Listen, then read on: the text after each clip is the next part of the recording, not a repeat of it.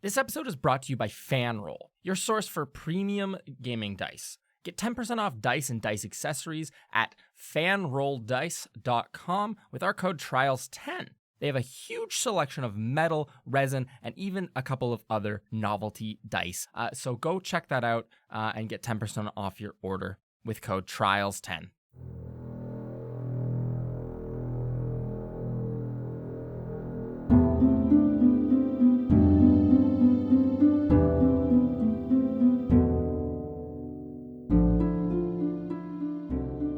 Everybody, and welcome to episode 205 of Trials and Trebuchets. I'm your Dungeon Master, Luke, and joining me are my players, whose names are... Hello, my name is Ben, and I will be playing the level 11... Am I allowed to say what kind of class I am? I mean, you can say what you are. I don't really give a shit. The level 11 tiefling, Boo Bolero.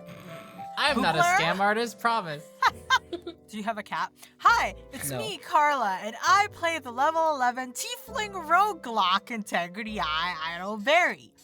Dear Mom and Dad, I am sorry. Please do not disown me. Love, Integrity Idleberry. Disowned. Your favorite child.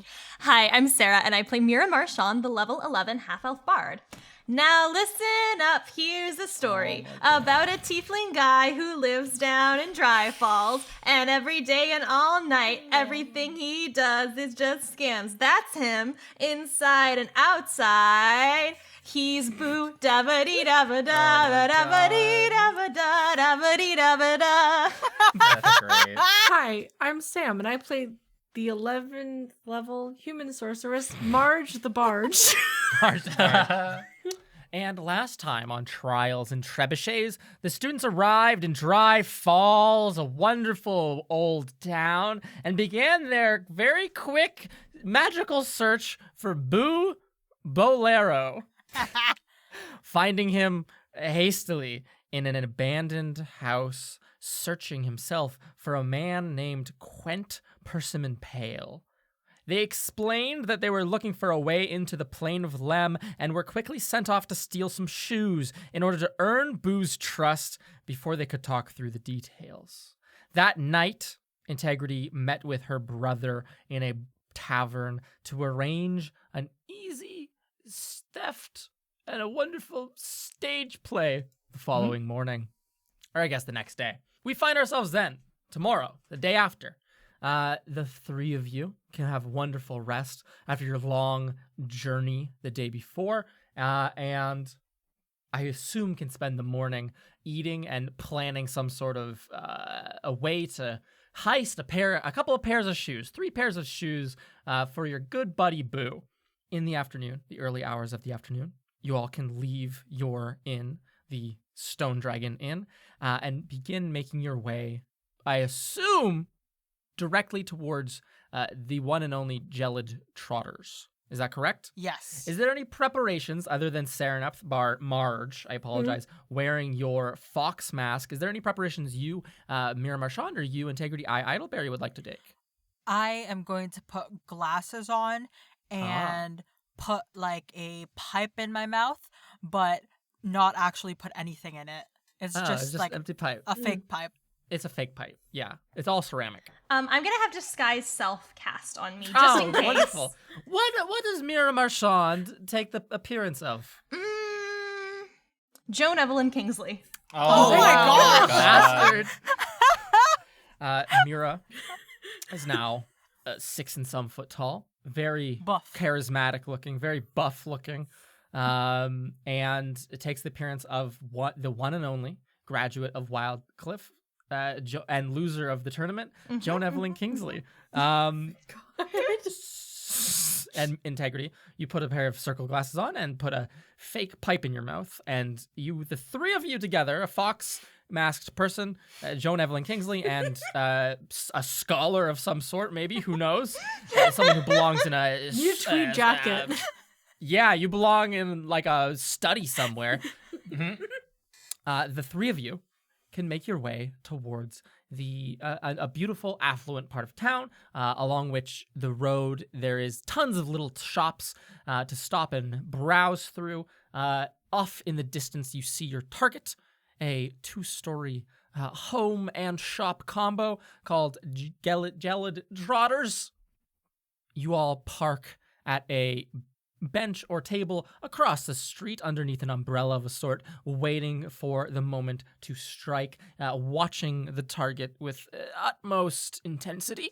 At a certain point, you would all see, leaving from the front door, being ushered out from the front door, the pair of Integrity's Idleberry's parents, a wonderful woman, Emirette, who you've had many, many conversations with, as well as her father, a kind of older human with graying hair, looking a lot like, as we all know, Belle's father from Beauty and the Beast. Beauty and the Beast. Everyone knows. In canon, you all think, wow, that looks like Belle's father from Beauty and the Beast. Nonetheless, you see these two very, very pleasant-looking pair of parents ushered out the door by their eldest son. He waves at them, and you can all hear as he calls out in this clear spring air, "No worries, I'll hold down the fort. You guys take the day off. Everything will be fine. Just, go relax a little bit." Tons of people, their heads turn, big smiles. You hear one person walking by go, "What a nice son, taking care of the family business for the day. Oh, I wish my kids would do that," as they pass on by. The time is nigh. Are you all just going to walk in and start stealing things and beat him up? Or is there more nuance to the plan? Are we able to visualize Boo anywhere? Are you able to visualize Boo anywhere? Just because we want to make sure that we do this while Are we're you being watched. directly watching these people, or are you indirectly watching these people? Kind of like what they're doing. I'm kind of also disguised like somewhere else, like watching them. Further down the street. With like a sitting at newspaper in my hand. Like, Sitting at a little cafe. Absolutely. Sunglasses on. there's layers to this heist. Absolutely. Yeah. What are you dressed up as? What is your disguise then in that case? I look like I'm dressed up as a cafe goer taking their break, just reading the news. My outfit is like pretty reminiscent of like, I work here. I'm just on break. Absolutely. What do you want from me? Make a stealth check for me. You get pulled into actual shift. And the rest of you can make perception checks for me. Sure. So glad to have light. Oh my gosh. Pretty good. That's a 19. Holy shit, Mira. 15 plus 4. I got That is a nat- 9. That's... Forget. I got a nat 20 plus 8. 20. Fuck. Damn. Holy shit. Okay. I got like a 13. Oh, nice. I mean, it All really of doesn't you- matter if I'm spotted or not. Every single one of you, from Serenep, who your perception is marred by this mask. Marge, I apologize. Marge, your perception is marred by the mask upon your face. Mira and Integrity, both of you are highly attuned and on point today. But nonetheless, the three of you can take quick notice of the 6.5-foot tall tiefling, pink hair and pink skin, sitting with crooked horns across the street, 2 doors down from Gelid Trotters, with a big newspaper that he keeps bringing down below his eyes and picking back up, and bringing down below his eyes and picking back up, staring directly at you, and then the store, and then you, and then the store. When you all see Rustin usher his parents away, you see him drop the newspaper, and a bead of sweat rolls down his forehead as he's just staring daggers at the three of you, waiting to see what you'll do. I'm just Flamingo so, at like, 3 thumbs o'clock. up. He's not being very subtle about it. Flamingo at 3 o'clock. Oh, yeah. I see him. Okay. Yeah. He's tapping his foot impatiently. So Okay. Should one of us like create a distraction and then the other one like slips in and like puts all the shoes in a bag and like bolts or what? My brother's fine with getting beat up. I think I'm gonna put a knife to his throat. What? no. We're Are supposed you to be sure? Okay. steal- Damn. Okay, it's like not burglary then. It's a robbery. Got it. Yeah. All right. Okay. But Should we just we're like thought we were being intimidate by your side? Be like, yeah, listen to her or else. Yeah, we need to prove to Boo that, we're cutthroat, but we're not actually cutting my brother's throat. Please. Oh yeah, please. I love my Cool. brother. If are we going at the same time? Like, is this like individually go in and just scare the We're shit like out a of your gang, brother? right? Like Of like shoe thieves. Okay, got Yeah, it. we're a gang. We're Like gonna in steal Nebulosis. shoes. Three pairs, no more, no less. Okay, got it. Okay, And also try to look at like maybe like the 50% sales. Oh, smart. The ones nobody wants. Okay, got it. Clearance rack. Okay. With that, the three of you push back from your chairs and stand up in synchronized fashion. You bring yourselves. You all walk calmly under the radar across this busy street up to the front door of Jello Trotter's Integrity. You bring the pipe to your mouth and away and just blow out, and the cold spring air mists out despite you not smoking anything. And the three of you all together can open the door. One of you looks over your shoulder and makes sure no one else is following you in. And then all three of you can enter into this store. It's warm in here. It's cramped. You hear a little bell go tinkle, tinkle, tinkle as you all enter.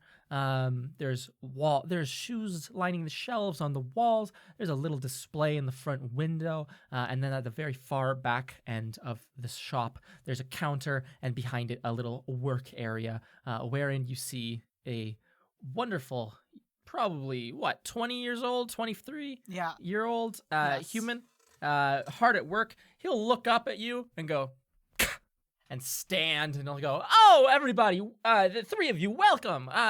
Welcome to Jello Trotters. I'm Rustin. If you need any assistance, I'm right here, right behind the counter. Let me know if you need anything at all." The three of you, your eyes cross over the room. Mira and Mira, staring up, your eyes immediately go, there's a little display in the back corner that's like 50% off, and there's like 6 pairs of shoes in there. All of them look to be in pristine order, just out of season. Everything in here seems to be pristine. Little price tags put on everything. Anywhere ranging from like a single gold to maybe like 15 gold pieces for a pair of beautiful, well-made boots. Integrity is going to creep towards like Rustin, and I will like speak it loudly and try to see it, like try to get Boo to hear this.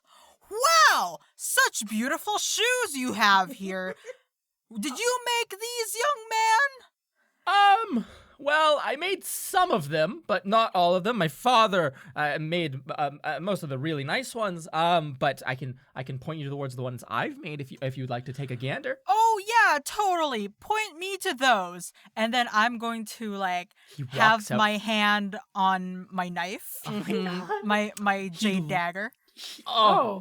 He looks at you, and gulps. A single bead of sweat running down the side of his forehead. He will walk out from behind the counter and walk in close to you and say, "Please don't make this too rough."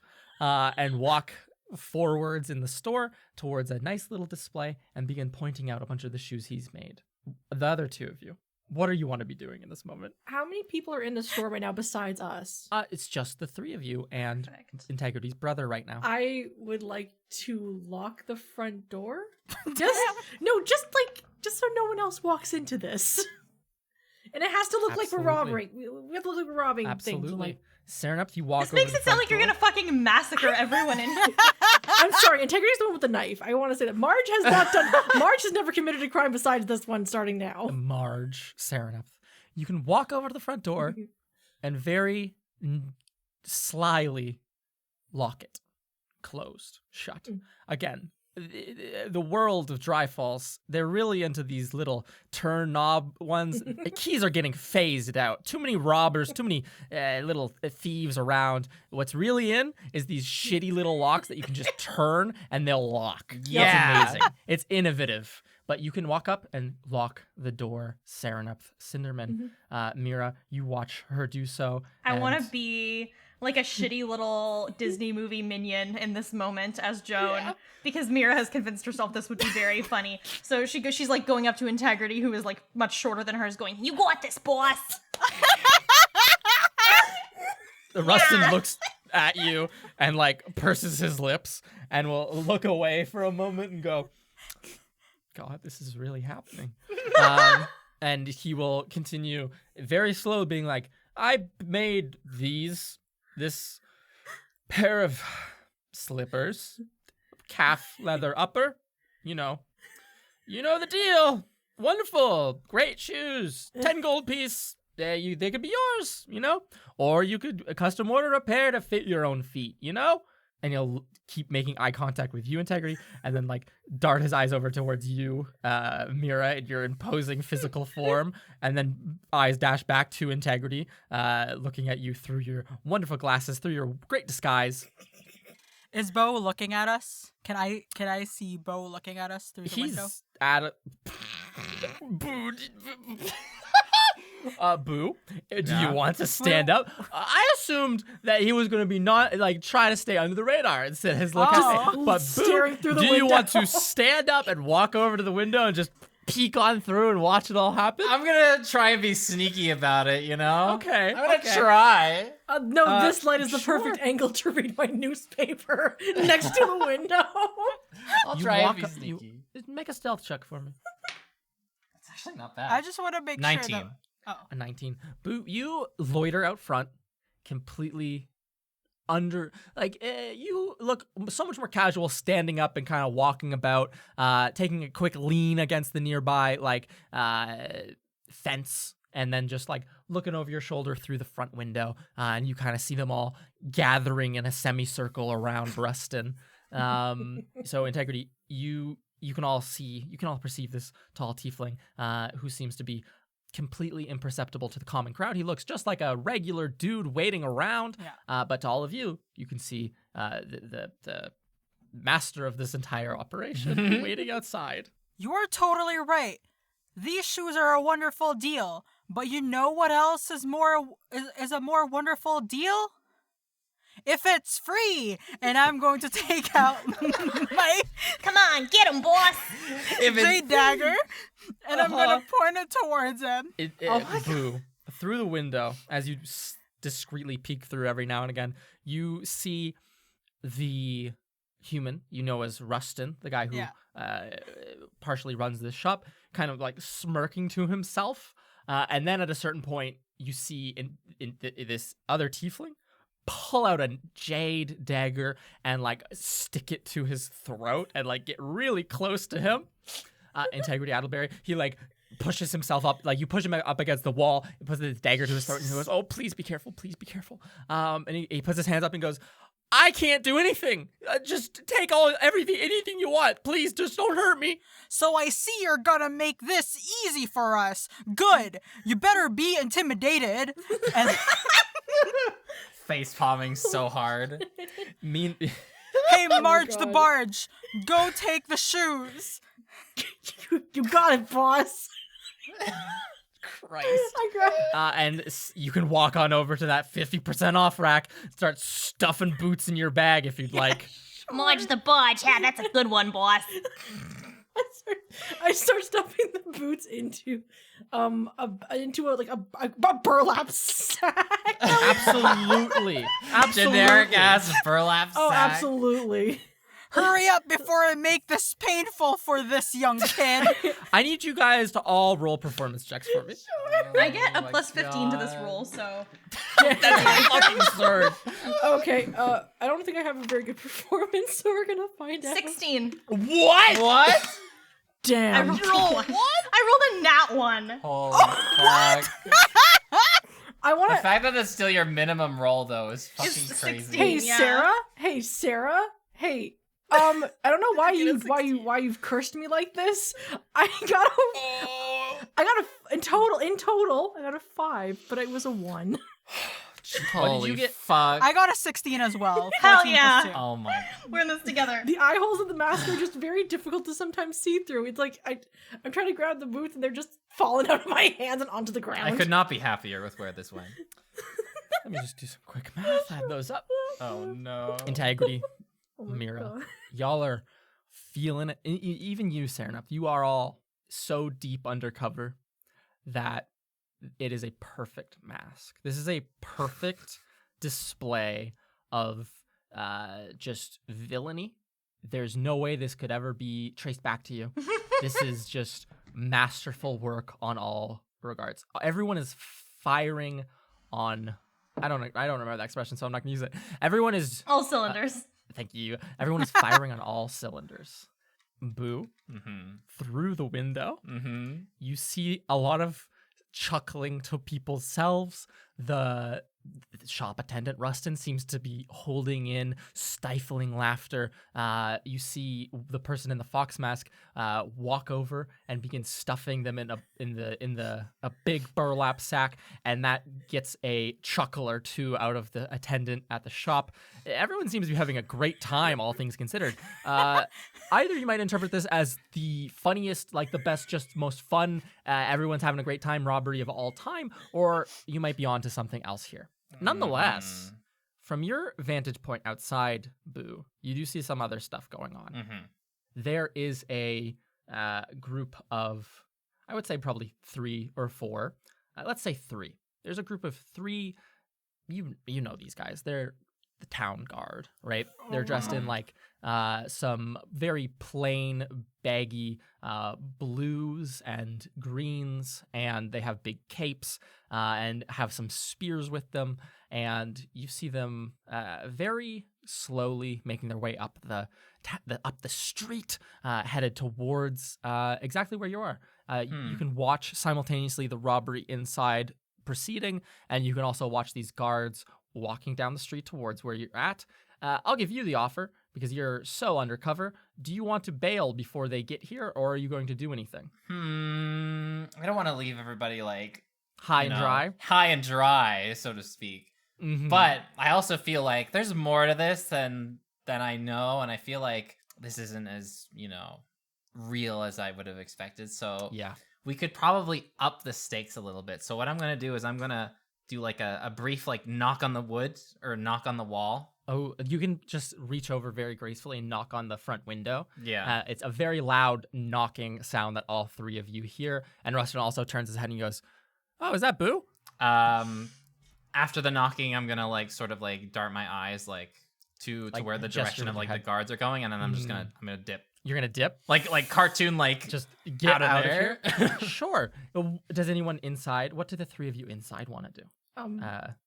Serenup, you're filling a bag with shoes. Yeah. Integrity, you're holding a man at knife point. So I guess I'm just asking you, Mira, Joan, Evelyn Kingsley, obviously. Oh, of course, I'm Joan. What would you like to do? Boo knocks on the window and gestures towards these guards. You do see them turning and walking towards the front of the store. That is a problem. Is there a... Actually, I'll just say this very quietly to Integrity. Boss, do you think there's a back exit anywhere? I guess. Wait.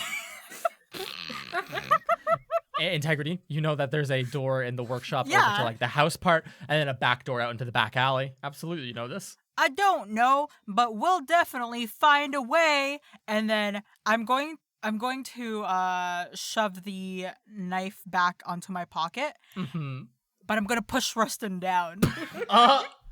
Can I like I know the door is locked, but as we're like preparing to exit, is there like a broom or just something in this room that I can use to like position on the front door to like physically bar it from being opened in a second way to buy us some time? You could grab like a chair from the workshop area if you want and jam it under the door handle. Sure.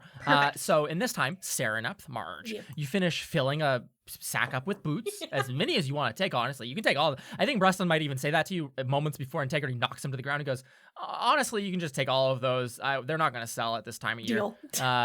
And then you stuff like all 6 shoes in, and then Integrity, you put your knife away and he goes, oh, it's all done. And then you like knee him in the stomach and throw him to the ground, and he like lets out a cough. You way rougher than he was expecting, and you stand over him. Mira, you run out to the back of the shop, grab like a big wooden chair, and then drag it to the front and put it under the doorknob. Everything's going great. Outside, Boo, you're trying to leave very quickly. These 3 guards seem to have been walking towards the front of the shop, and one of them will put a hand on your shoulder and will say, excuse me, sir, do you happen to know the family who runs this shop? And they'll point towards Gelid Trotters. I don't really know the family who lives and runs this establishment, unfortunately. Why? Did something happen? Something going on? We're just... Meanwhile, there's like someone shoved to the ground inside. Yeah. Like... They are very focused on Boo right now, who is standing up front. They'll say, we're just following up on a tip we got this morning. There was reported that, you know what, sir? Why don't you have a very good day? And he'll pat you on the shoulder and let you pass off under the radar. All right, have a great day. The other guards walk up to the front door and try to open the door. You all hear the doorknob jiggle a couple of times and the door like shake, and can all stop what you're doing and stare for a moment. And then you see a guard or two peek through the windows where they see a man knocked on the ground. Integrity, you're standing over him having just put away your knife. And generally the entire affair. Luckily, Integrity and Mira, your performance rolls are high enough to fool these guards into believing this is a proper robbery. How nice for us. And you can hear knocking on the glass, and you see the three of them start like shouting. Arch, go. You know this place. Go hide inside. Or not hide inside, but like Get the back door open. Get Ready out. for you? Yeah. I've got it. Yeah, Bye. get away from here. Integrity, you point Sereneth off to go through that side door and get everything ready for a quick exit. Mira, is there anything you would like to be doing? These guards are knocking on the window, and you can hear them muffled through the door saying, "Hey, open this! Hey, open this door! Hey, stop it! Hey, open this door!" And then another one goes, "What are you doing? I'm just gonna kick the door down." And he just tries to kick through the door. He's gonna be making that with disadvantage because it's blocked. Mira, you see the door budge heavily, and that chair you put barely keeps them out. He like recoils and then prepares to kick it another time. What are the two of you doing? I'm going to cast Hold Person. Oh no, now we know they have magic. Oh no. They were Okay. a spellcaster. There's only so many spellcasters in this world, and this one's in trouble. Wait, there's two of them? There's three of them, Mira. Okay, I'm going to try to use Twin Spell and try to target both of them with this Hold Person. Okay. Perfect. I will make 2 wisdom saving throws in that case. Yep, DC 19. Damn. I doubt. Yeah. You see this one guard raise a foot up to kick the door down fully, and the other guard that's like knocking on the window and saying, "Hey, stop that! Hey, stop that!" Both of them just freeze in place. The guy that raised his foot up to kick the door down slowly begins to fall backwards as his weight was off balance, and he will topple onto the ground. The third guard standing here goes, oh my god, wizards! Oh my god!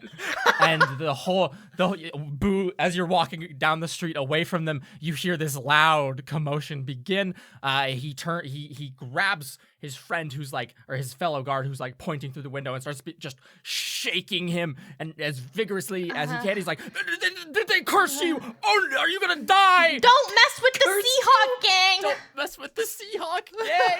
I want to They give shout them a out. false lead here. Of course. Mira, do you want to run?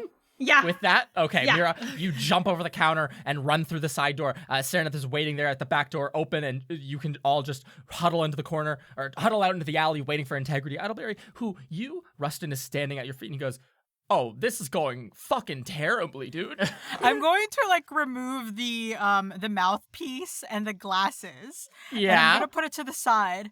I mean, I'm their child too, right?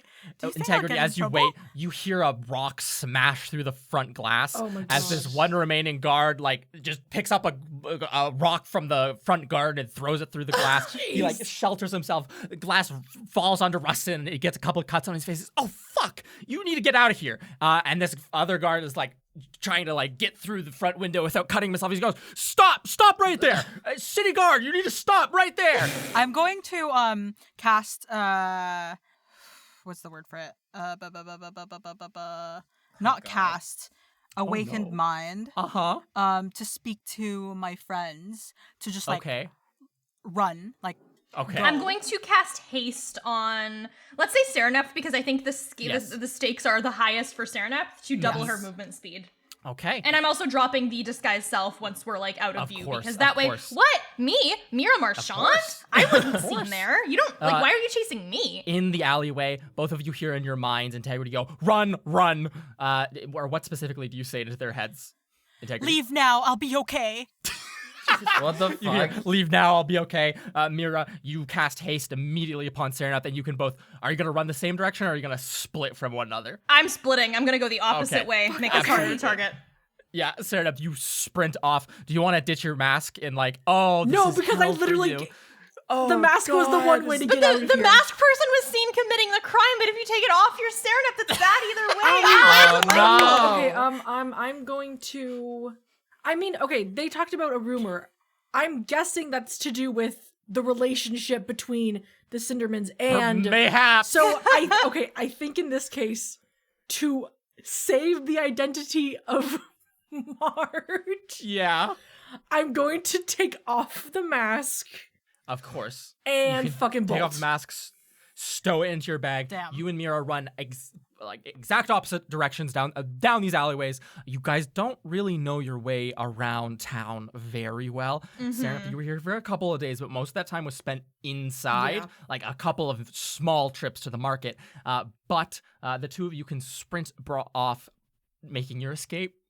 Integrity Eye Idleberry, this guard is hopping through this glass, this front window. He kind of topples forwards as he jumps through, trying not to cut his legs on the glass, and he's picking himself up off of the ground, and he's going to leap out and try to grab you around your wrist to just keep you from running. I do not think this will hit you, though. Does an 11 hit your armor class? It does not. Wonderful. You pull your armor back as quickly as you possibly can as he reaches out, almost leaping forwards to grab you, and he flops onto the ground next to Rustin on the ground. What do you want to do? Are you just bolting? Are you going to go out the front door, or are you going to go out the back door? Or are you just going to kill this man? Ow! What are you trying to do? You need to stop. You're robbing this store. We saw everything. I'm with the town. He kind of brushes himself up and tries to stand up and is flopping over on the ground, losing his footing greatly. He seems to be very panicked Integrity, and he'll say, I'm with the city guard. You need to stop right now. I know what I can do to try and distract and probably give Integrity a bit of a way out. So I'm down the street a little bit, right? You are, yes. There's a huge commotion. You can hear commotion. You can hear yelling. You can hear, I'm with the city guard. Stop. I'm going to sort of whistle to myself as I pick up a rock and throw it in a window to the building closest to me.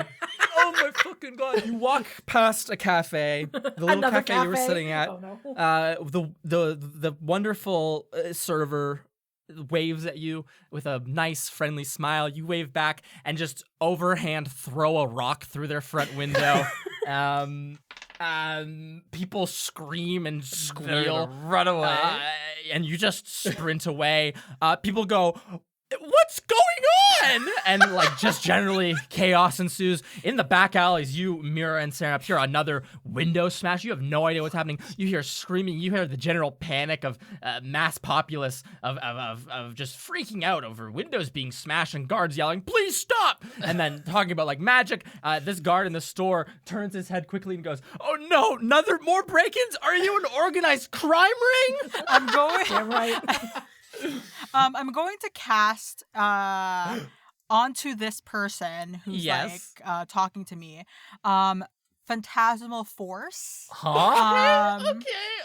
So I'm going to craft an illusion in this person's mind, the one who's actually because This the guard in other front of two you. are held, Yep. right? Yes, that is correct. So I'm going to craft an illusion of just robbery everywhere, just basically make it God. feel like they're hallucinating. And while that's happening, I'm going to walk into the house and I'm just gonna pretend that I'm here visiting a family. Yes. Oh my god. Integrity Eye fucking Idleberry God. does a 2 succeed your saving throw. It's an intelligence saving throw, I believe. No, he It does rolled a not. It's 2? supposed to be a 16. Okay, perfect. So around him, he begins to hear smash, smash, and people yelling like, "Oh my God, they're robbing me!" And from out in the street, he turns his head, and in his mind, as he turns, the city, the idyllic, beautiful spring afternoon, now on the street, he sees fire running out of people's homes, people running in the street wearing masks that are going yeah, the Seahawk gang, and it's he begins shaking and quaking, and he goes, "It's my first day."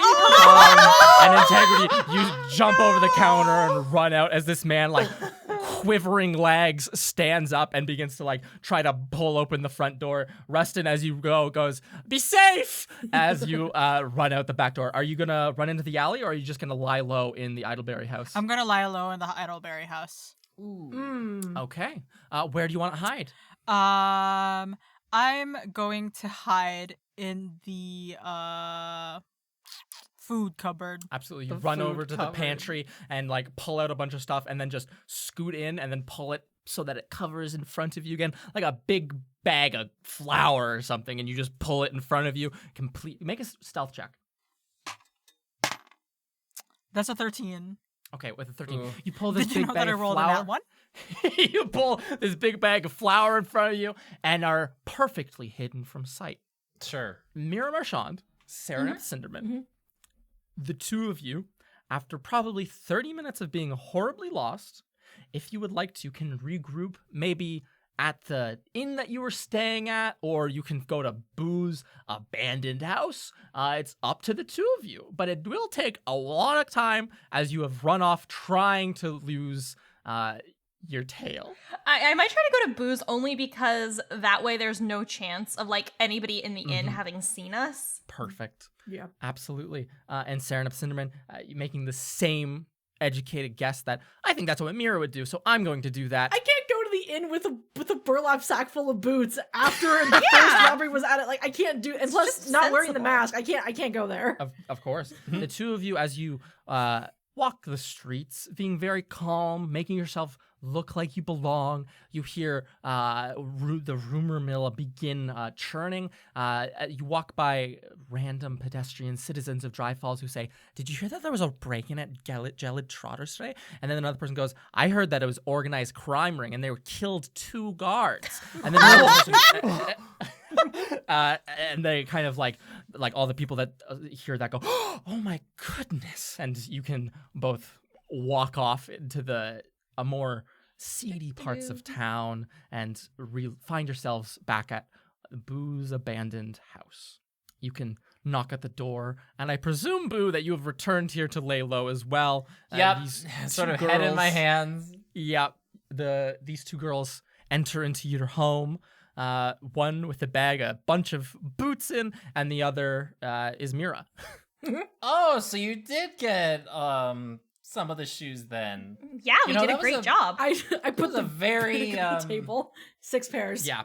Just a big burlap sack full of heavy leather boots. Blam! Right on that table, right next to that big piece of chunk of steel you've been staring at all day. Not exactly what I was thinking of when I said scam, but I do like your approach to the situation. Where's your other friend? We're not to be messed with.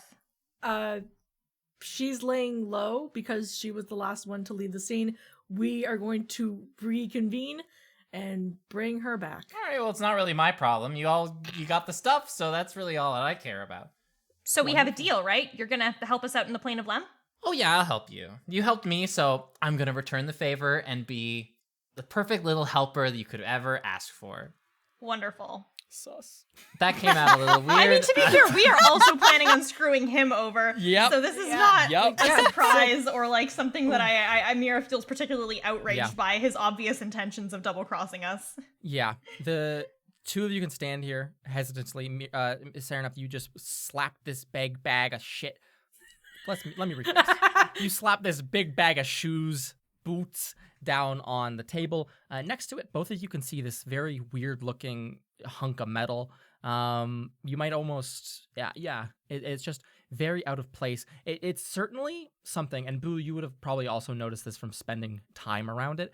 It is something that definitely pulls your focus, if that makes sense, in some sort of magical or supernatural way, to the point that you, Saranap and Mira, standing here talking with him for 20 seconds, 30 seconds, a minute, both of you feel this like drive to just stare at it, right? Like it seems very alluring.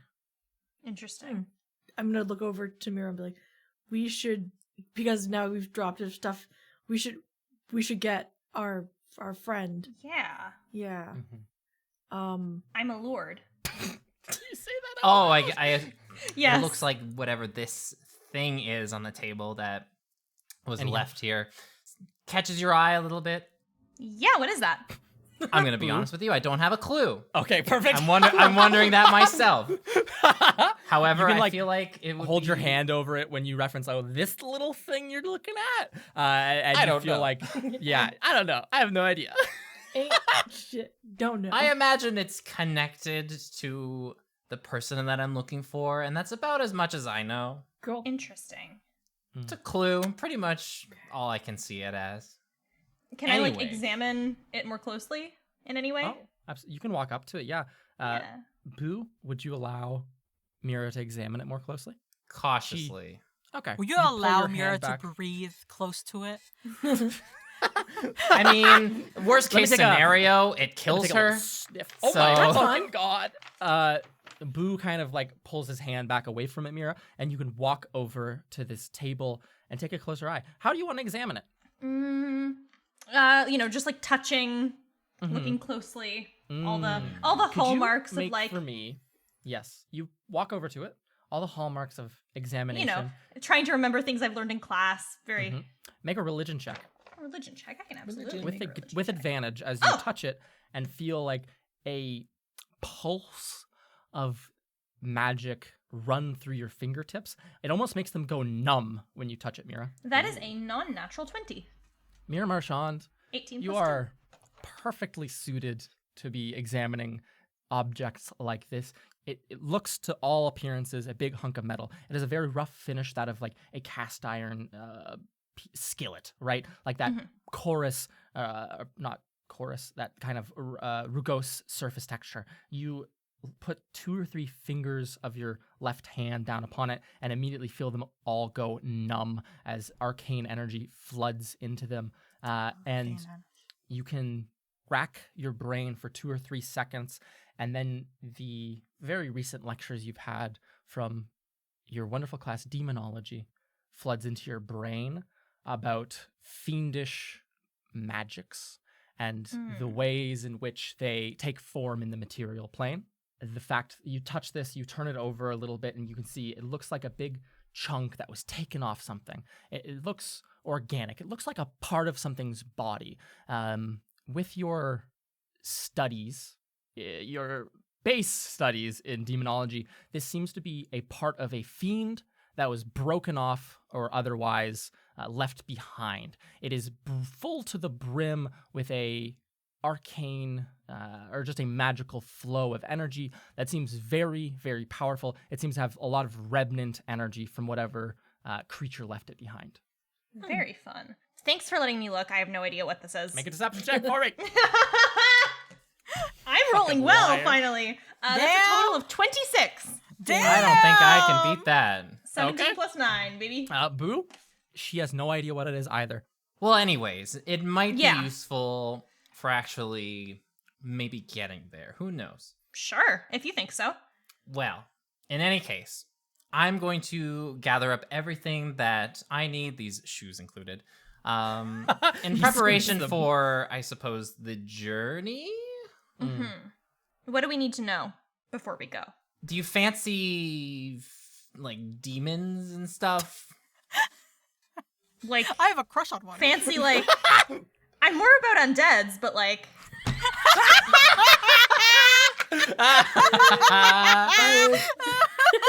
but no, I know a little bit. Why? That's essentially what the Plane of Lem is. It's a hotspot for a lot of fiends, devils, demons, any of the sort. It's a very dangerous place if you don't know what you're doing. So, essentially, we'll be needing to get there. I know a direct way of getting there. Might be easy, might be not. It really depends on the situation and the quality of the goods here. In any case, So it's like a pay to enter sort of deal. you could say that. But for now, I'm going to get all the necessary things ready. I suggest that you go find your friend and meet back up here, and we'll go and do it together. How does that sound? I look over to Serenep. I feel like it's a bad idea to leave. I don't know. With that whole conversation, it feels bad to leave him by himself. Maybe Marge should stay here, because she did get witnessed with the mask and everything doing some crime. Maybe I'll go get our friend, because I wore a disguise, and then we all meet up. I suppose that's fair, especially with the ruckus you all caused earlier. You asked us. Never mind. You're right. Totally fair. All right, go and find your friend, and we'll all meet back here. He waves you off. Mira, you can stare for a second, judging. Do you say anything to staring off before you head out the door? Just like a, hey, stay safe, Marge. Nice going.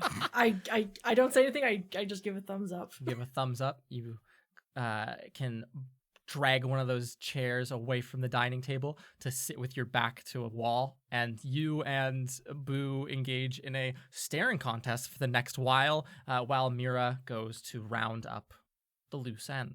Mm-hmm. Mira Marchand, Yes. you head back to the scene of the crime, discreetly, of course. You take a position not at that cafe or whatever table that you'd been sitting at previous to the robbery, but a different little cafe down the road. It's a hotbed of wonderful little, it's a lovely little community of cafes and little restaurants. You can take a seat and a server will bring you a little menu and say, hey, did you hear about that robbery that happened earlier? Like, it was just down the road. Oh my gosh, that's so crazy. What happened? I Who know. did they say did it? Did they follow them? What's going on? They said that, so rumor around town, I don't know how true this is, rumor around town that it's a gang that broke in. I don't know why anyone would do that to the Idleberries. They're a wonderful family around town. I don't know if maybe their son pissed someone off and just like did it. Like I don't know. I don't know the circumstances. That's I know awful. he got beat up real bad. A couple guards got hurt, but Oh, no. other than that, it's terrible. It's a terrible thing. That's I don't know what awful. they I hope they stole, catch though. those terrible Seahawks. I know. I hope. Is that what they're called? Oh, what? Is that the gang? Did you hear that from someone else? Oh, Is that yeah. is that like a reputable rumor that I can repeat?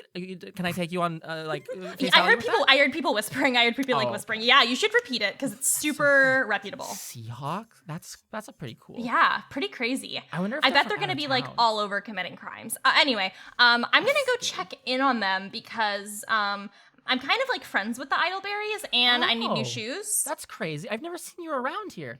Oh, What's yeah. your name? Joan. Oh. Oh. Oh, Make you an know, little assumption. Ernest and Nora. I'm from Luton, and like whenever they do like little trips around, oh, the twins are so Make a cute. deception check with advantage. Oh Okay. my god. Because you name dropped the kids. Yeah.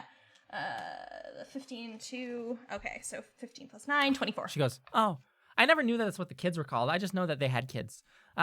Okay. Well, if you find anything out, stop by and let me know.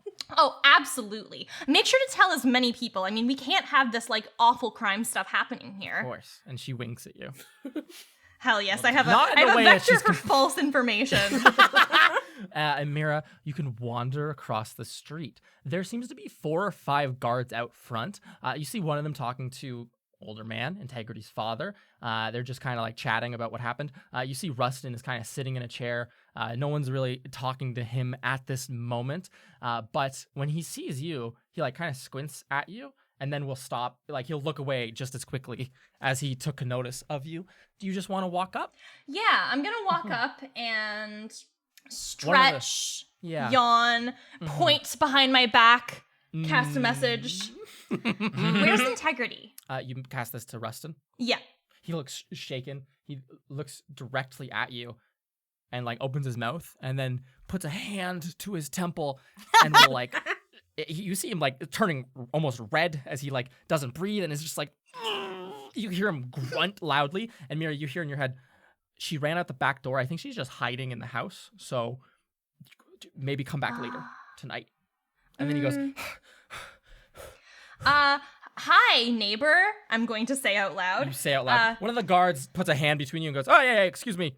This is a crime scene, young lady. Oh, I am so sorry. I just needed to borrow some sugar for my recipe of baking because I just got a job at Sugar Heart's Bakery with the Hollyfields, and we're out, and I need to borrow sugar from my neighbor. Can I go in the house, please, Make a deception neighbor? check. Make a Oh my- deception check. Deception check. Deception Mira, check. Mira's just With like advantage. Oh my god. really using Okay, all her that's gonna be connections, 11 plus 9. name Oh, shit! dropping. Did you get a 20? 29 29 Holy total. fuck. Yeah, my good.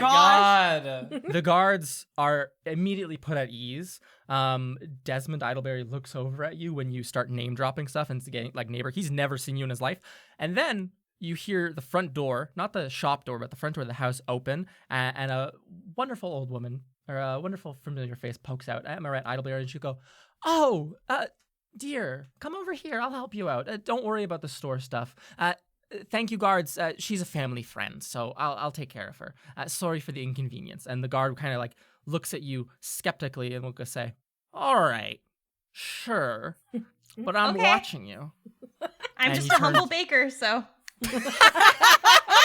And he turns back to his investigation. There seems to be asking Desmond a whole host of questions. As you walk away, you hear something that goes, so that you're not complicit in this in any way. You were out this afternoon. This isn't some sort of... Oh, yeah. No, You've no, no, never no. seen me before for Mira, a reason. Mira, they're not speaking to you. I apologize. Oh, As you sorry. walk away- I misunderstood. No, sorry. As you walk away, you can overhear them asking Desmond Idleberry Desmond, questions. okay. You were out of the town. You were out of the house, the shop this afternoon. That's a regular for you, isn't it? And he goes, yeah. My son just told me to take the day off. He's going to run the shop in a couple years. And they go, suspicious, very suspicious, you old man. Wow, and Mira, you Rod. can walk in the front door. Amaret will close it behind you, and she goes, Mira Marchand. Hi. What are you doing in my hometown? What are you doing here? What Aren't doing you in supposed town? to be at school? Is everything all right? Yes. Well, everything's fine. But I really needed to get in here. I had no idea about the robbery. That's so crazy. I'm so sorry. But Yeah. I had to come in because there was big trouble with Serenepth is wanted, and she had to no. leave school. Shh. Yeah. And she'll pull you more further away from like the front door, and she'll go, they were asking that was the first thing they were asking us about. As soon as Desmond and I got back, they were asking if we'd ever seen Serenepth. They had a wanted poster. It was terrible. Oh. We lied, but I don't think they bought it very much. Oh no. Is everything all right? And she'll Yes. squeeze you on like the shoulder in like a very compassionate, very comforting way. And she goes, is everything all right? Everything's fine, but Okay.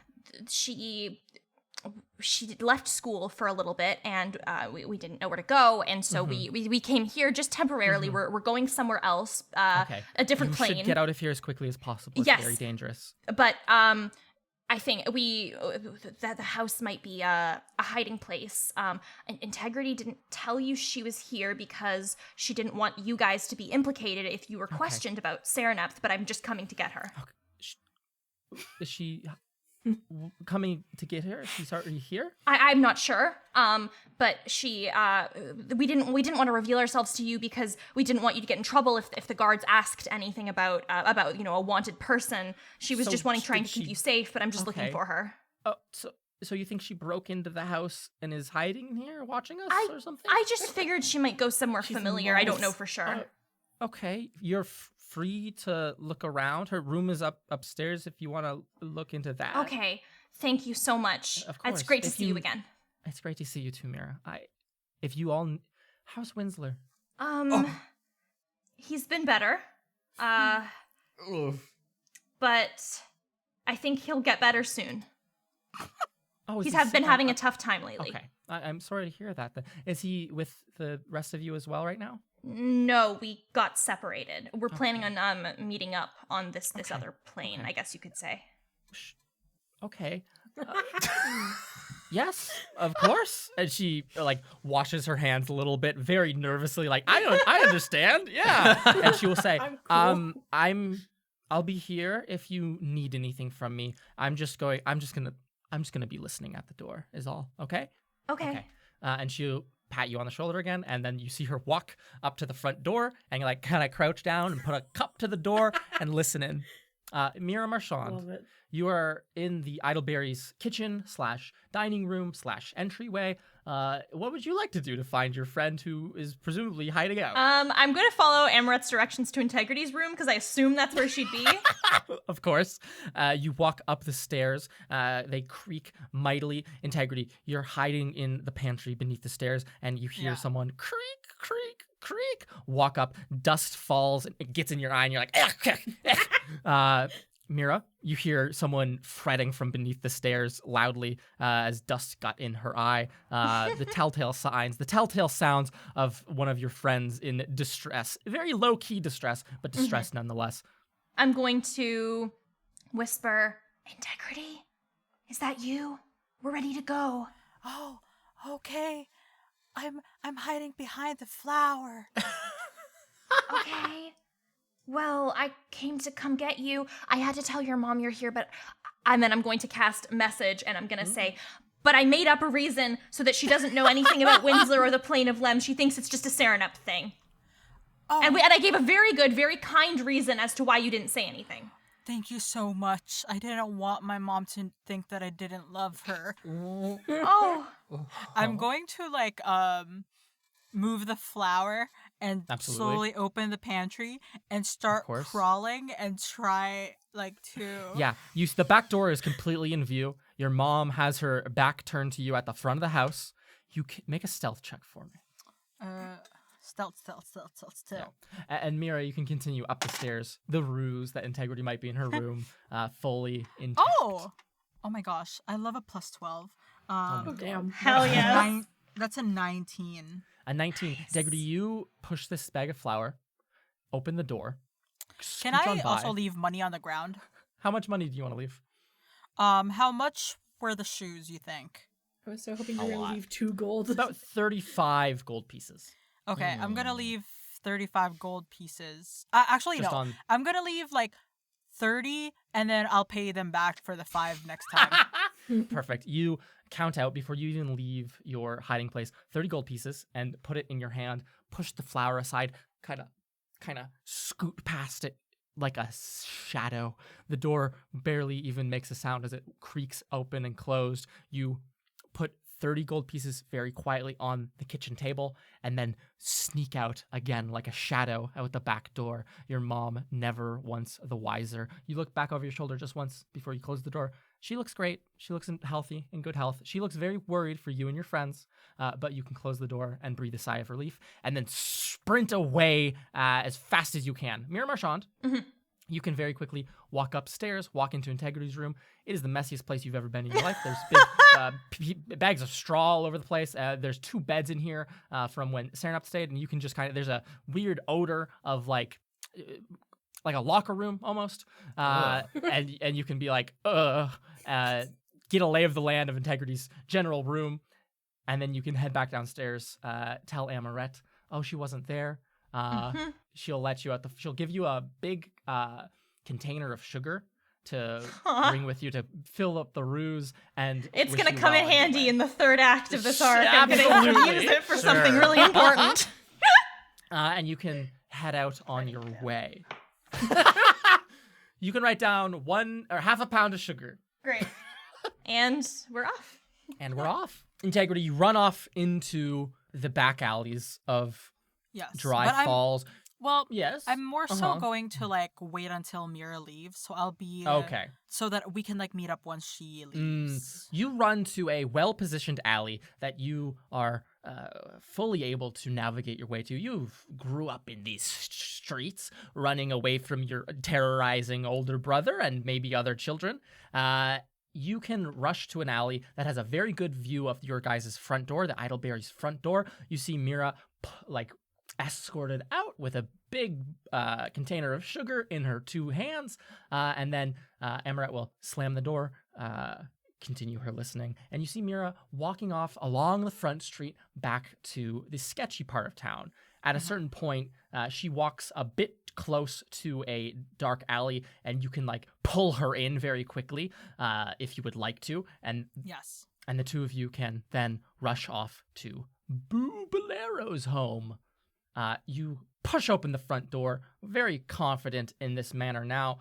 Boo, the 2 of them are here. The Mira returned with a big bulk of sugar. You're not sure what that junk is all about. Maybe it's for the Lem stuff. Nonetheless, you're all gathered here. Was there anything that the 2 of you, Boo and Serenup, were doing in the meantime? Or just having a staring contest?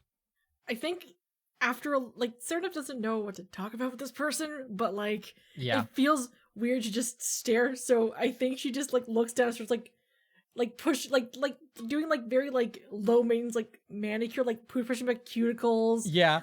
Just very casually cleaning. working on your nails. Yeah, just, Of course. just something to do, I guess. Boo, In the meantime, are you just going to be sitting there rolling your dice? Maybe trying on a couple pairs of boots if you want. You can swap a pair of boots out. I think Or you could- while I'm trying like some pairs of boots on, I would strike up a conversation with Oh. Sarah Neff, Okay. who I know as Marge. Yeah. You do know as Marge, yes? Yeah. So, Marge, is it? Yep. Tell me about this friend that you're really looking for. What were they like?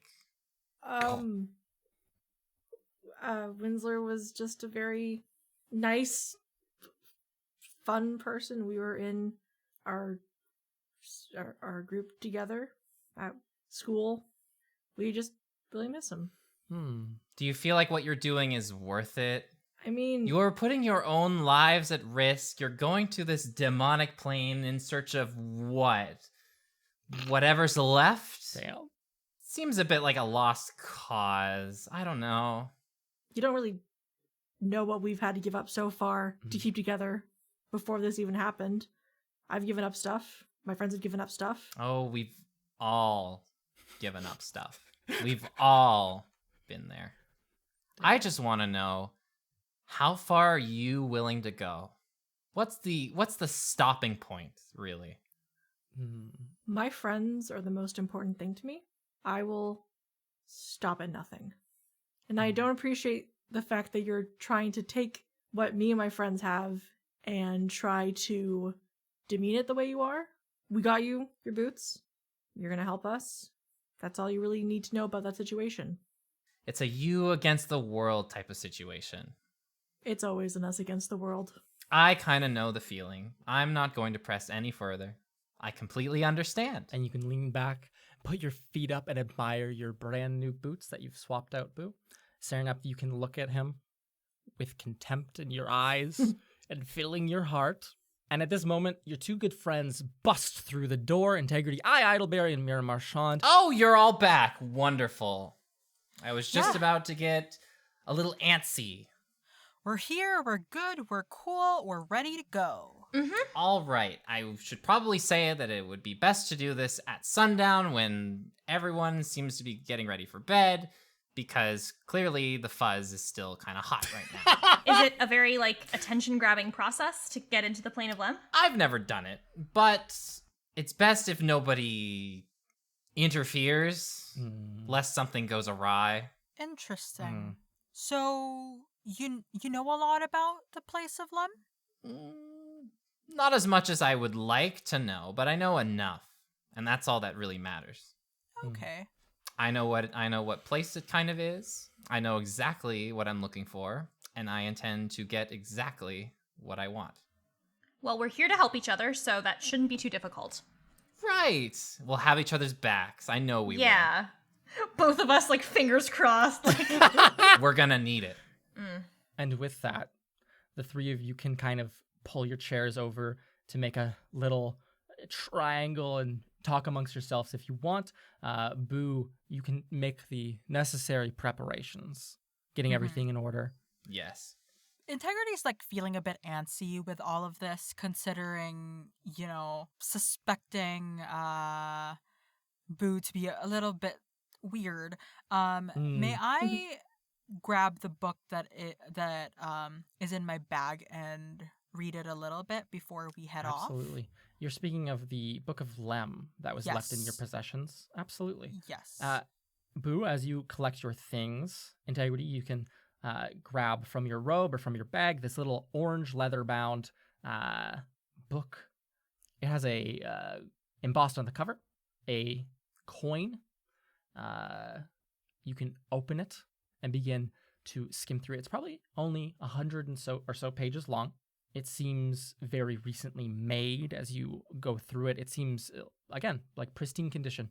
As you read through it, it seems to be, I don't know how familiar you are with the general religion of Lem in an overt sense here in the material plane, but the writing seems to be very religious in nature. It seems to be different rites to Lem, different prayers to the god, different methods of showing appreciation, different festivals. It seems to be not a piece of scripture, but more a historian's kind of like outlook upon a religion, if that makes sense. Like almost more of a collected notes than a good book, as you were. Okay. Could you make for me an investigation check as you read through this? Yes, I may. You can and will. I got 12 plus 4, 16. Okay. Integrity Idleberry. Yeah. Of particular note, everything seems written from a historian's or from a singular point of view that's very like analytical of the religion, except for there's a single page in the exact middle of the book, and upon it there is written a different style of like it's a paragraph, a single paragraph. And something about the way it's written just like sticks in your brain as being very other than what the general sense of what this book is. It's not about a rite. It's not about a practice. It's not about a prayer. It's not even about like the general hierarchy of how the religion is organized here. It reads something along the lines of, to you I have a gift hidden within these pages, a fiendish little puzzle waiting just for you. At the end of the road, a reward well known, something returned to you, something lost. Okay. And then immediately after that page, it just goes right into like, and this is the Festival of Lights, well observed in the Grand Spire, where it originated, the general seat of the religion of Lem, yada, yada, yada, yada. And exhausting stuff about summer festivals and stringing up lights and using little firecrackers and such. Okay. Okay. You can take note of that, Integrity Idleberry, ruminating over it as you sit and wait for night to come. You all sit boringly in this house, abandoned. The dust is heavy in the air. It might make you sniffle after a long enough time. It is, there's a putrid scent, almost like the wood on the roof or maybe in the, some of the floorboards is rotting after many, many winters of not being maintained. But nonetheless, hours pass, as they so often do, and the sun begins to set. At this point, Boo, you can take charge and lead the way. Where do you want to lead the group to? I am going to lead the group to the very spot where my dear friend that I'm oh so looking for's house is burned down. So like Wonderful. basically what is left of that property. Yeah. The three of you follow Boo on a very strange little walkabout town, going through back alleys, seldom crossing the high streets or like the front streets, and slowly meandering over to the eastern part of town, very near still to the ferry landing, but distant enough from Boo's proper house. The houses here seem to be in well order. They seem very well maintained as opposed to like the northern district. However, as you walk along these well-lit streets, there's anyone around, really. Most people are in their houses, having dinners, and you eventually come upon a single lot.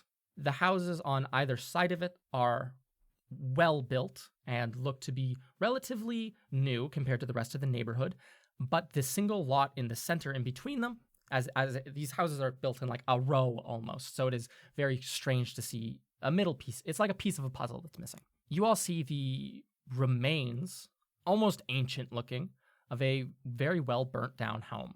The floor plan is, you can guess at it from where the remains of the walls and a foundation are, but the rest of it is kind of abstract, just a big pile of old wood. Boo, you can step through the threshold where the front door would be, and make your way over and poke through some of these piles of ancient wood if you would like. The other three of you can kind of follow and keep your distance from him. What would you like to do, Boo? So I'm going to set the sack of all the shoes and stuff that stuff that we've stolen, and maybe some other stuff that I might have stolen over the years. Of course. Just like knickknacks and stuff thrown in there. Absolutely. I'm gonna put those right before my feet. I do have the metal shard. Yes. In my hand, like I still have it held with like the cloth. With the cloth around it, yeah. And I have my pike in the other hand, holding this metal shard. stuff is down in front of me. And I'm going to turn to everybody and I'm going to say, it's about to begin. This is your last chance. Are you sure you want to do this? Absolutely. Yes. Yes. Then let's get to it. Okay, you can turn around, and what would you like to do? This pile of stolen goods. So what I'm going to do is I'm going to sort of use the metal shard and I'm going to use the blade of my pike and invoke the fire rune that I have manifested or like carved onto it.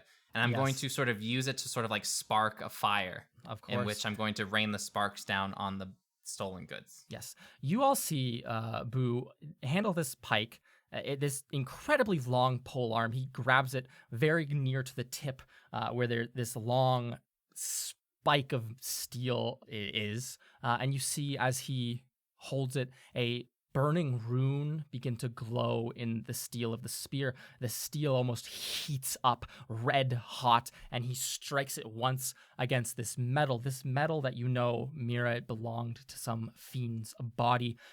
You see the fire, a spark, shoot off of this once, twice, thrice, and finally a spark large enough falls onto this bag of stolen goods, igniting that burlap first. The red fire that begins here very quickly begins to glow blue.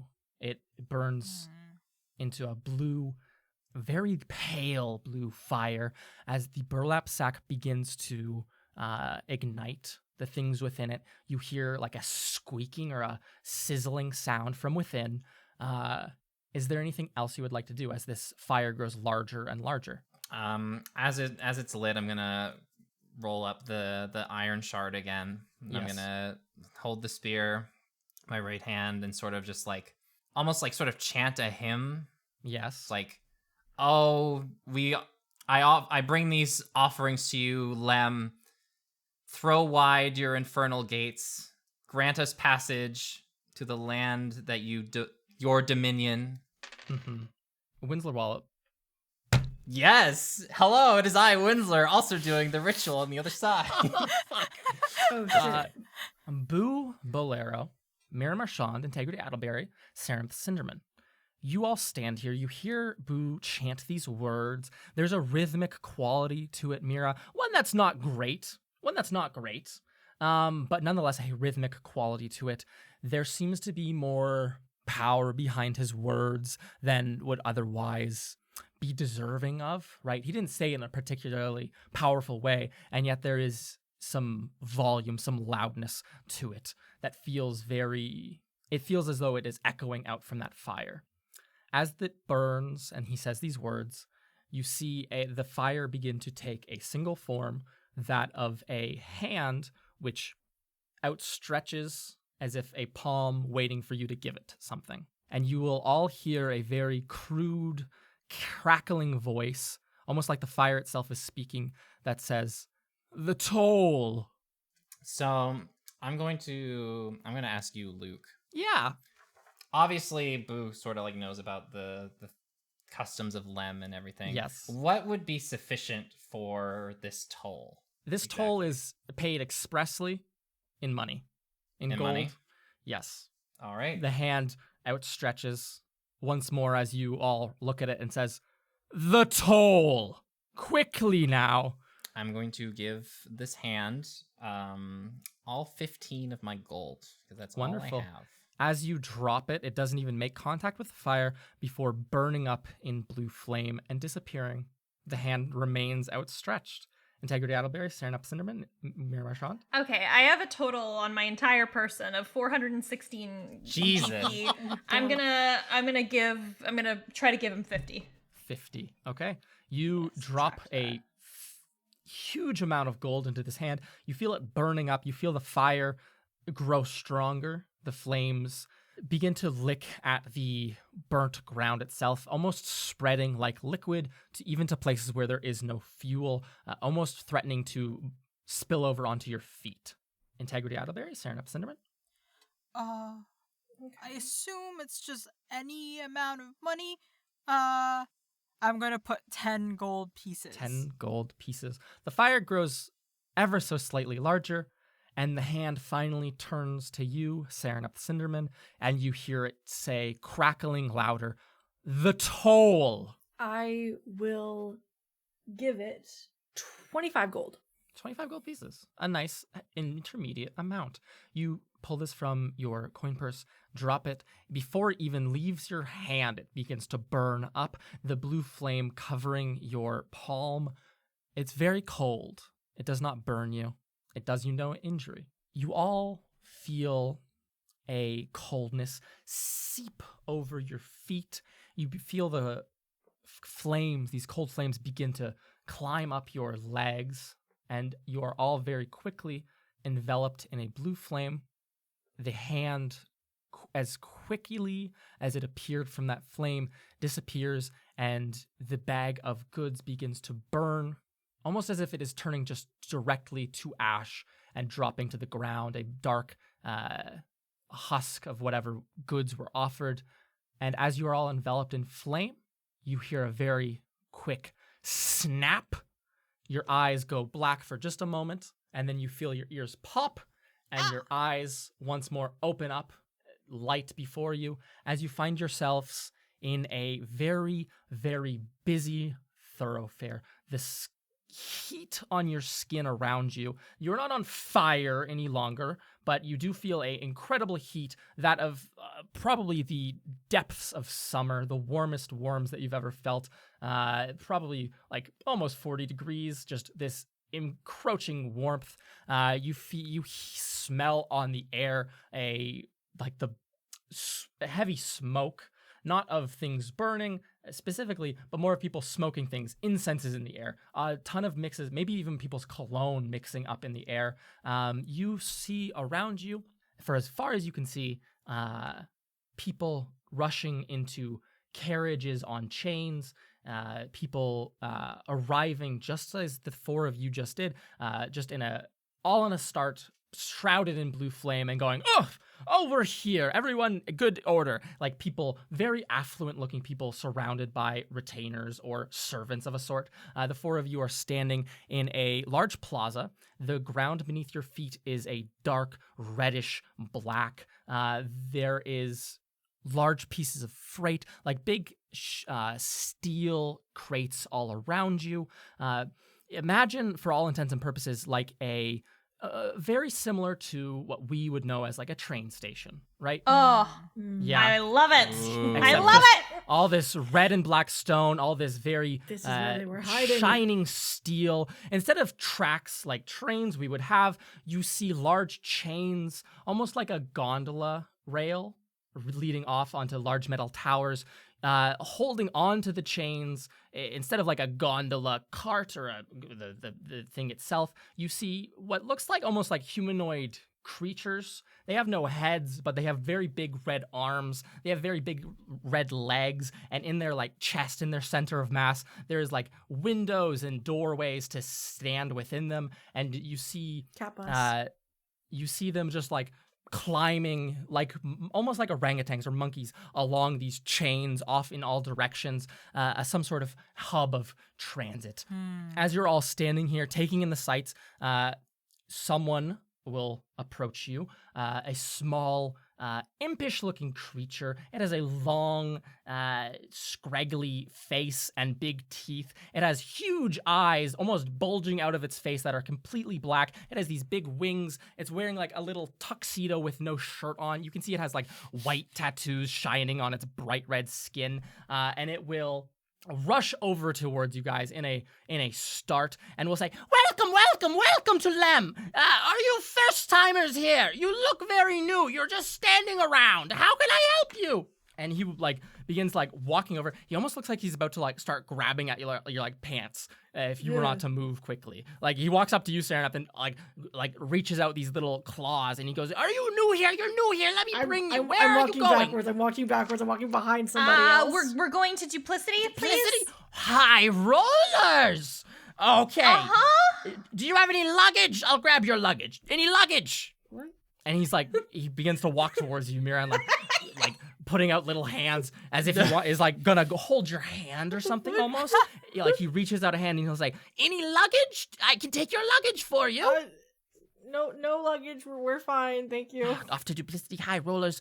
Follow me, High Rollers. And this little imp, begins to fly and flap his wings over towards one of these big chains. You see one of these humanoid things, these carts of a sort that is like, it's crouched down, its legs like very in a deep squat, a little set of stairs up to its chest where you can walk in, and this little imp will go, everyone in, I'll take you to your, do you want the scenic route or do you want directly there? You're new, you should go, no, you should take the scenic route, trust me. No, we're taking the direct route. I'm sorry, but... Are you certain? We have important business and we'd like to get there as fast as we can. But if you're new, you'll miss out on the sights. Please. You only...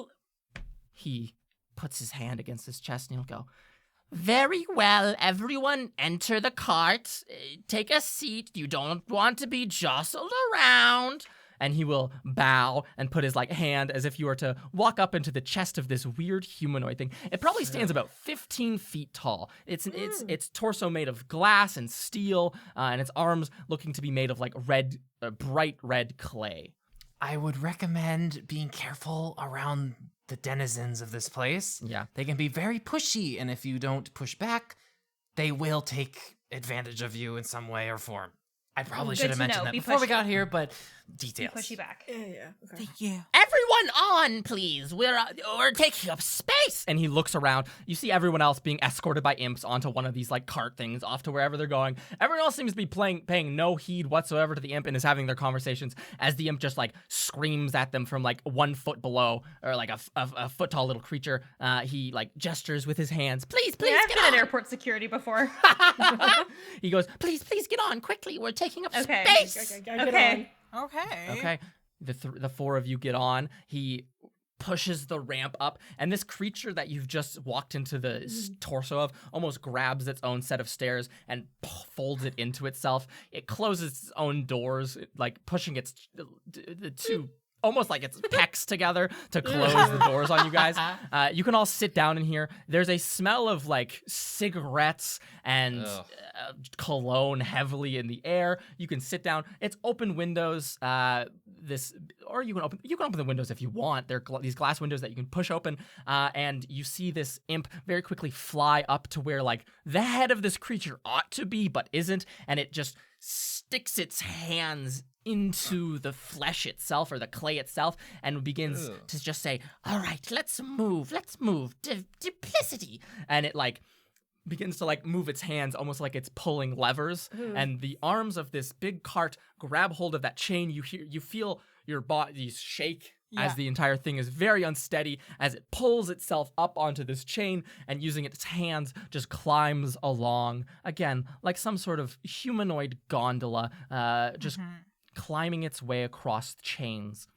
As you guys rise out of this kind of station, you hear this imp above say, "So, newcomers, you're leaving the wonderful station of Godshine. Should you ever need in or out, remember, Godshine. You wouldn't want to get lost in the rest of the plane. You'll be tormented as spirits for all of eternity. And I, my wonderful self in Diplin, if ever you are in need of shuttling, please just say to the shuttle gods, bring me the shuttle imp Diplin. You hear, Diplin?" Diplin, Godshine, got it. Perfect. All hands within the cart, please do not lean out. If you fall, you are to be left behind forever. And slowly, this creature that you are in climbs up, out of on these chains hung almost like electrical wires, crisscrossing all to and fro. You see that the ground itself is very fractured, almost like these big pieces of stone that have massive canyons running between them. What's the word? Every plateau seems to have a beautiful structure. You see grand mansions. You see people lining up for banks out in the distance. It goes on expansively into the horizon. And then also you see that the horizon it doesn't go like curved down. You see that the horizon almost like curves up. So if you were to look up, you can almost see more of this flat space, almost as if you are inside of a sphere. Does that make sense? As opposed to on top of a sphere, right? You see in the air, it's this brown, dusty colored, like a huge dust storm is billowing above you, always threatening to like rain silt down. As you're in this cart, it's like rocking to and fro. It's very hard to like sit still and not just slide into one another. Like dust flies in through some of the windows, gets in your eyes. It has a horrible, like, earthy quality to it, as the dust loves to have. And out in the distance, you see these beautiful grand structures, banks, big religious temples, people's mansions, or what looks like mansions with like beautiful front yards and giant fountains. You hear from above this imp say, "The four of you are new. You're headed towards the most prestigious betting house in the entire plane. If you don't mind me asking, what business have you there?" We do mind, sorry. You hear it like coughing from above you, and Diplin will say, I truly wish to respect your privacy, but you must understand, us imps, we live on information told to us by our guests. Without such treasures, without such things, I would die. I would perish before we reach our destination. A little trickle of information for me, please. A little thing to get me through the night. We're just here for pleasure. Oh, just here for pleasure. Big pockets, big spenders, just here for pleasure. Welcome to Lem, the lot of you then. As this thing continues to drive your little cart along the chains, off towards duplicity. Sarah, could you give us an outro, please? Yes, I could. I hope you guys enjoyed this episode of Trials and Trebuchets. If you did, it would mean so much if you were to leave us a rating or a review on Apple Podcasts or whatever podcatcher app you use. If you want to see teasers, fan art, and other exclusive content, you can check us out on Instagram at Trials and Trebs. Fuck Twitter, fuck Elon. For those of you who want to talk to us, other listeners, and just participate in a really cool community with like amazing fan works, animatics, podcast chat, we have a Discord server, and you can find the link to that in our episode descriptions. Finally, for those of you who want to be a little bit extra generous, we have 2 ways for you to do that. The first is our Patreon. You can check us out on patreon.com/trialsandtrebs, where you can have early access to things like Conversations and Catapults, the ability to make your own student NPC who can participate in the narrative of the show, blooper reels, DM notes, and more. So that is patreon.com/trialsandtrebs. And finally, we have merch. Merchandise. MERCH.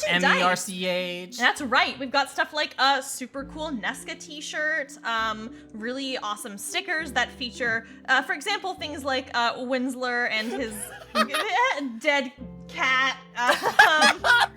He's dead. We get it. Topaz on a rope. Yeah. It's been like a couple He's weeks. still dead, though. Yeah. He's not alive. The TNT logo, all kinds of cool stuff, and you can find that on shredmerch.com. Shredmerch.com. Thank you, Thank everyone. you so much. See you next week. Bye. Bye. Have fun in hell.